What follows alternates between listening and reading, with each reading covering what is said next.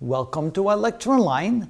The next rule deals with something that really confuses students. Whenever they see a decimal format of an exponent, we run for a calculator because we know our calculator can take care of it, but we should actually be able to handle it like this. And here's an example turned into a rule. Let's say we have x raised to the 0.4 power.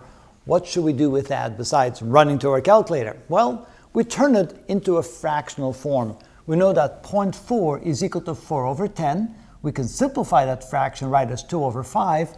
And once we see it as x raised to the 2 over 5, we know that the number in the denominator is the root and the number in the numerator becomes the exponent of the item inside the radical. And so therefore that becomes the fifth root of x squared.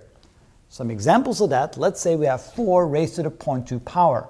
That is equal to 4 to the 2/10 power, which is 4 to the 1/5 power, which is the fifth root of 4.